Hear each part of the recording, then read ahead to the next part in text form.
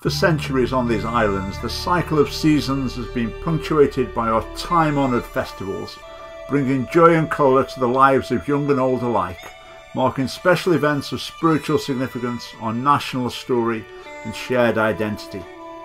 From September with International Day of Peace through to October with Black History Month, November with the International Day of Tolerance, December, nothing much really, 16th of January World Religion Day, February LGBT History Month, March the wonderful month of World Book Day, International Women's Day and Red Nose Day. In April there's Earth Day, and then in June Pride Month, when festivities proliferate and YouTube subjects its users to a good dose of preaching through pushing videos full of vacuous verbiage and people who look rather unusual, like this.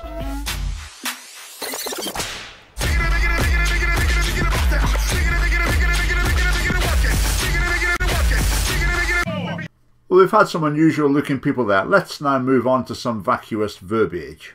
Young people who are shaping their identities through digital media, through performance, through dance. Young people shaping their identity through dance. How do you shape your identity through dance? There's only one identity you can shape through dancing, and that's the identity of being a dancer.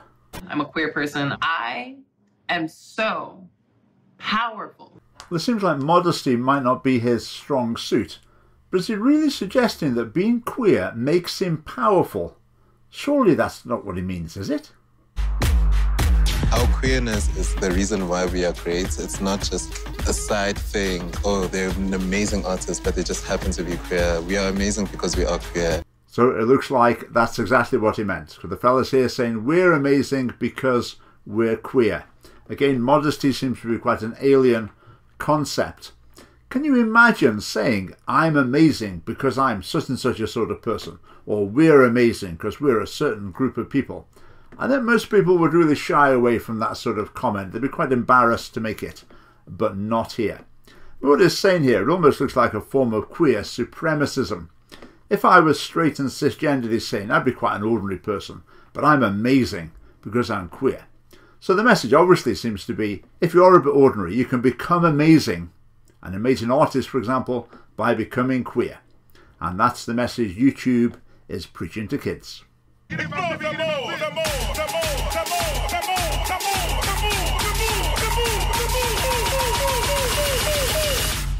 So why do YouTube do it? Why do they engage in this obtrusive LGBT campaigning on their platform? Is it because the audience love it?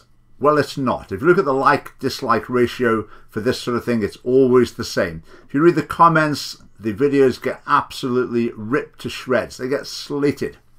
Now, it might be that the leadership at YouTube actually believe that they're making the world a better place by producing videos like this. I mean, this one and a lot of others, they're basically promoting transgenderism. Transgenderism is not a positive thing. The best response to mental illness isn't to celebrate it and glorify it. Is it because it's cheap virtue signalling? I mean, YouTube instead could say we provide healthcare in a poor country. We help homeless people in America. But that costs serious money.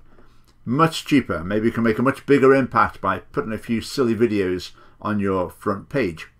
But if you look at other multinational companies, they're queuing up to be promoting this same message as well, particularly banks and insurance companies, etc. Why is that? Partly it might be to present a sort of trendy, youthful image, but I've got another theory why they do it. Is it that they're trying to keep away the anti-capitalist, anti-globalization, smash all the windows in your offices brigade? Because a company like YouTube, they're pretty vulnerable to that sort of attention. They make massive profits, they make a few people very rich indeed.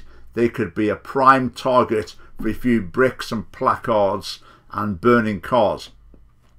So does producing this sort of material ward them off by being on the wavelength of the protesters on LGBT issues? Does that keep them on side that little bit? Does it work? I think maybe it does. Well, YouTube are a business. They can do what they like. Go ahead. I don't think it works in any case, apart from maybe on impressionable young people. But on the other hand, YouTube is a virtual monopoly, so they do have a responsibility to allow freedom of speech and dissent. So preach away. I can live with that, with a reservation about the message to children. but it doesn't fit well with their increasingly vigorous censorship of genuinely conservative views. That's the real problem. But YouTube, if you're going to preach, please make your argument explicit so that it can be countered. Start a debate. Don't just push collages of images and dynamic music with speech devoid of any intelligible argument. So subscribe to us on YouTube because it's summer. Like our Facebook page because I'm bald and we're a political party. You can look at our website and do join us because I can't dance.